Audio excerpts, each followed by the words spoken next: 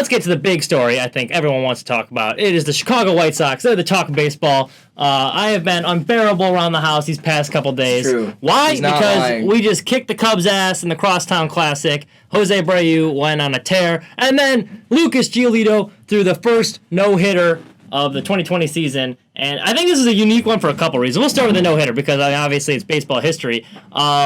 It's kind of weird because this one's going to be remembered more than other no-hitters. How is it baseball history? Huh? Just because not many no-hitters have been thrown. But I'll tell you, a couple historic facts about this one. 19th in White Sox history. That's the second most the team has had behind the Dodgers. It is the first no-hitter for the White Sox with more than 10 strikeouts. And is also the second to start. Lucas Giolito's had 13 strikeouts. He had 13 strikeouts in that game against the Pirates, which has only been done by two other White Sox pitchers, I believe. And also, it's during a pandemic, so it's like really unprecedented times. There's no fans there to see it because usually when these shortened season. Yeah, and usually when these things happen, everyone's like, "Oh, I was at that game," and it's like 20,000 people there, and all of a sudden like 50,000 are saying, "Yeah, I was at that game. I was at the game." Where this one, like literally, no one was there to see it. There's actually even a power outage in the middle of the game. From the truck on NBC Sports Chicago. So that was kind of bizarre. And it's the fact that, you have to amp yourself up and stay so laser focused without any crowd to kind of keep you in it. It's a really big deal. And I know people are like, oh, it's the Pirates, but it's a major league team that he just no hit. And he had 13 strikeouts. That's the most strikeouts in a no-hitter by anyone behind Nolan Ryan. So if you're in the same company as Nolan Ryan, that's pretty good. Because not all no-hitters are created equally. Yeah. Edwin Jackson walked 8 guys in his. So... it was like, as far as, it's gonna sound kind of funny. It's gonna sound really stupid, but as far as no hitters go, like it was a dominant performance by Lucas Giolito. So I have a question for you. Do you think it was easier or harder to throw a no hitter without the fans? I think it'd be harder because the big reason, like I was saying, you have to throw a no hitter in general. And he only walked one guy. You got to be so focused and like not make any mistakes. When you have fans, you can kind of like get amped up. You get a little bit more adrenaline. Where you're facing the Pirates in the middle of the season, that fourth inning, it's like, you could lose some velocity on your fastball or something, or if you have fans, you're going to have a little more adrenaline. But I think it would be a little bit harder, I would think, during the pandemic. It would be interesting. I mean, there's obviously, I don't think it really had that much of a big of an impact, but it would be interesting to ask. I would like to ask Lucas Giolito that. Yeah. That'd be an interesting question to ask. No, I'm sure during the 9th inning, and you could see it right away, because his first pitch was a changeup that missed badly. Like, he was amped up and ready to go. Yeah. And my heart was racing for him, which was impressive. The other side note I wanted to get to very quickly is just, like, for James McCann, I'm really happy for him as well. He's catching Lucas Giolito, because both of these guys, and, like, Lucas Giolito especially. We got a guess.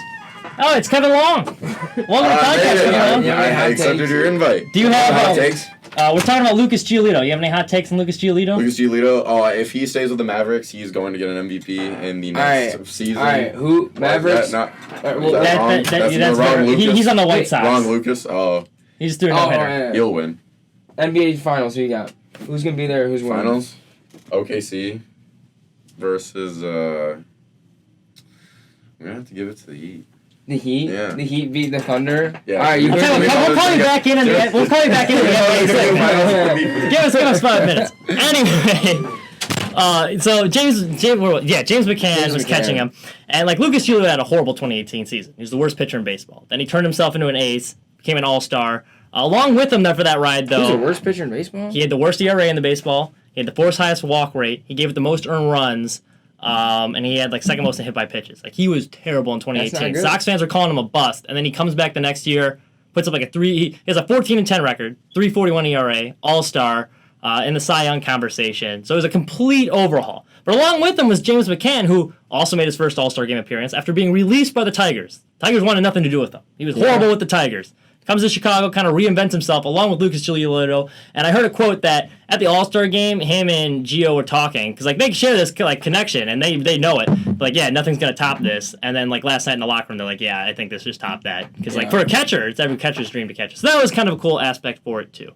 I will say one thing that's interesting, and I do agree with your point that, well, I mean. When you said not all hitters are created equal, obviously they're all like no hitters, so very impressive. But there's like a lot of no hitters where it's just like a phenomenal effort by a guy. Like there's been a lot of no hitters, and I'm like, wait, who threw a no-hitter? Like, who is that guy? Right. And it's just like he had a really good night. Like, Philip Humber's a perfect example. Yeah, that was the last time a exactly. Sox pitcher threw a perfect game, actually. But, like, he sucked the rest of his career. He got moved to the bullpen after. Yeah, and it's like, wait, what? And they just had, but that one, I mean, like 13 strikeouts, 1 walk. I think he like hit a guy, you said, and then like I don't know what his pitch count was, but it wasn't that high. 101. Yeah. Yeah, and that's just like, I mean, that's especially with the season he's had last year and the season he's having this year. That's just kind of like a continuation and just kind of like a peak. Kind of reminds you of like the Jake area. That's what I was where just they're having like say, a dominant season, and then it's like, how can they get any better? And then they throw a no hitter. I agree. That's a fair comparison. This White Sox team is a lot like the 2015 Cubs. Hey, we Maybe won a year 94 early. games that year. You guys only won like 36, so. We'll see. I'll take 36. If you want more, I'm kidding. That is a good comparison. If you want more in-depth info on the Lucas Giolito no-hitter, follow my article on Southside Showdown. One of the first ones that came out. I've been whoring myself out. So, yeah, if you follow my Twitter,